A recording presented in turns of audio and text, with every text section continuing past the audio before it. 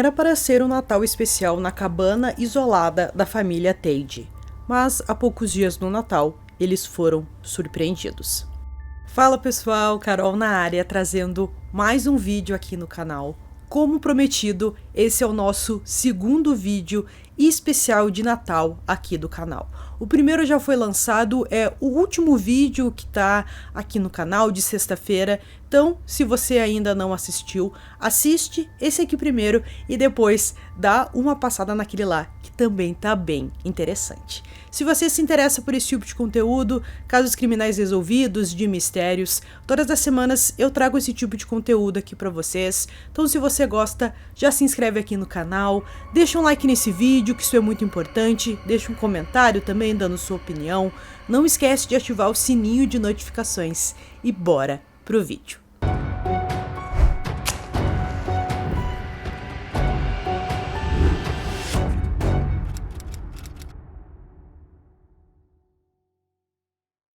Com a chegada do Natal, em 1990, as irmãs Tade, Liane, de 20 anos, e Trish, de 16, não poderiam estar mais animadas. Elas estavam prestes a se reunir com seus entes queridos para passar a época festiva que elas mais gostavam do ano em uma cabana nas montanhas que sua família possuía em Utah. A cabana ficava situada em Elber Canyon, perto de Oakley. O local fica a mais de 3 quilômetros da estrada.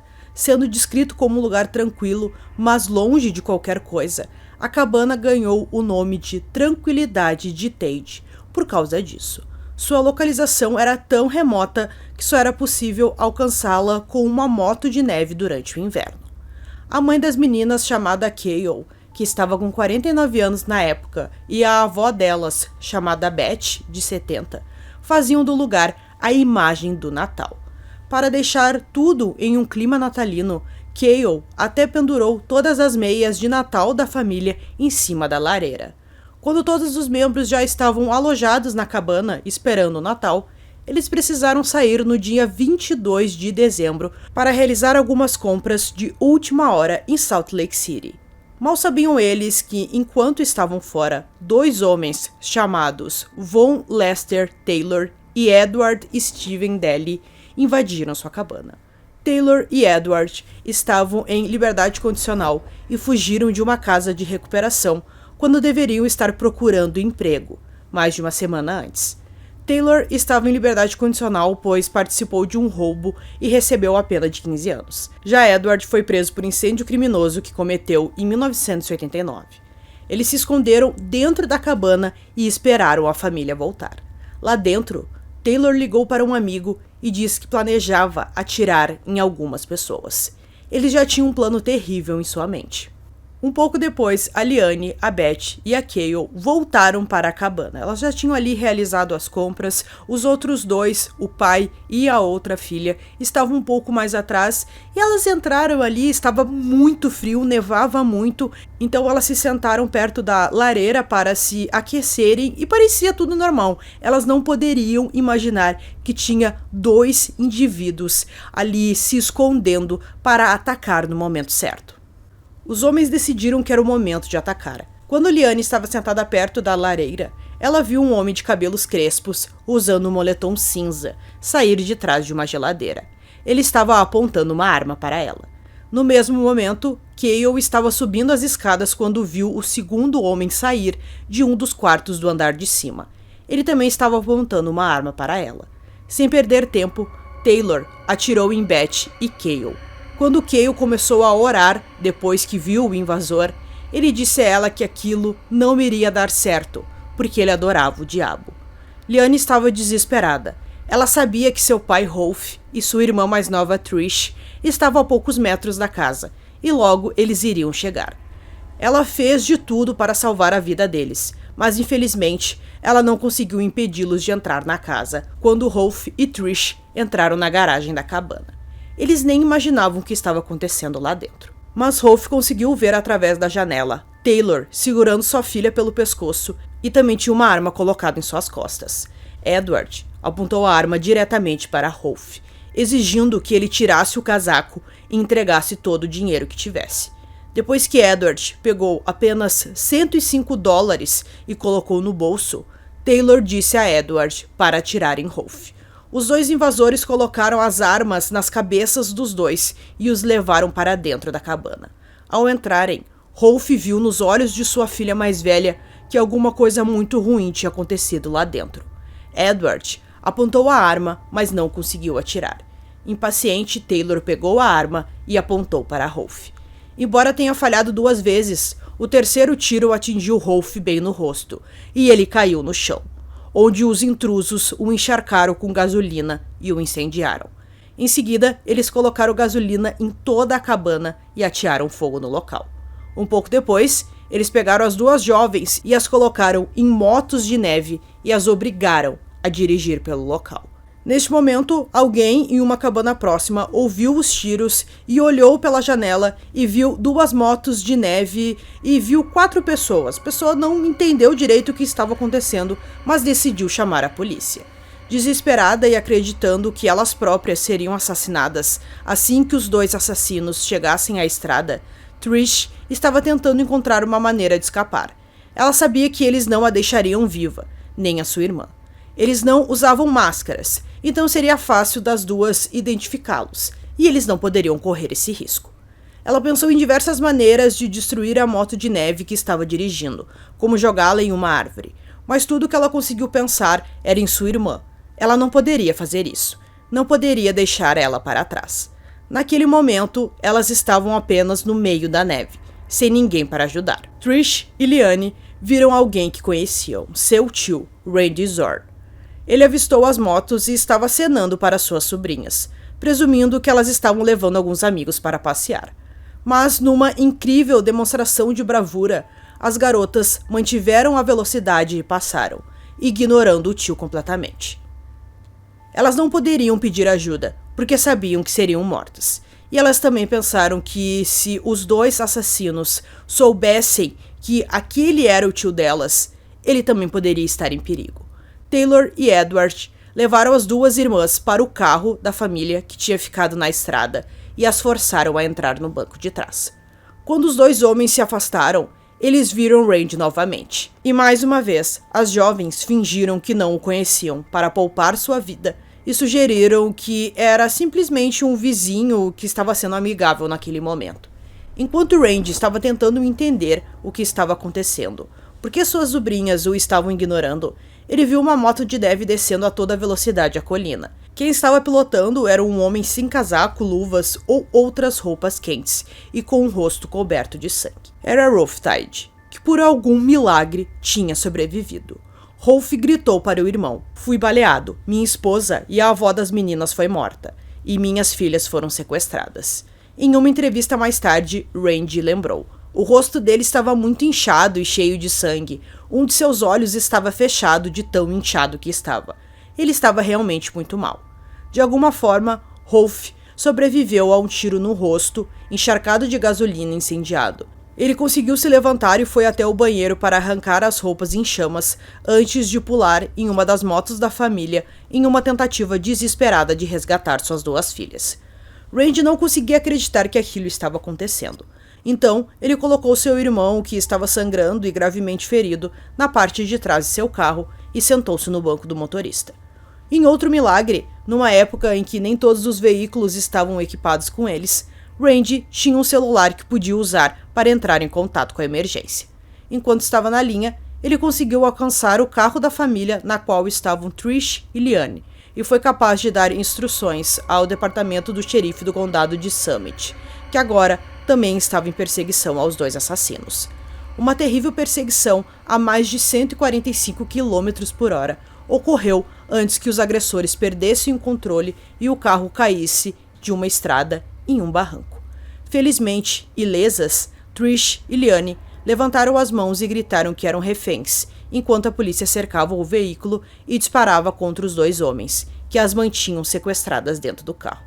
Vendo que não tinham para onde correr e se tentassem, seriam mortos, Taylor e Edward se renderam.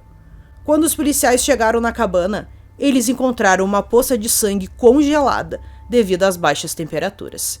O primeiro policial a chegar ao local descreveu o cheiro de cabelos e roupas queimadas quando começou a andar pela cabana. Enquanto os delegados continuavam a revistar a casa, descobriram que o último andar ainda estava em chamas. Os investigadores encontraram uma cena de crime extremamente fria e sangrenta. O carpete da sala estava tão encharcado de sangue que se acumulava nas tábuas de madeira por baixo.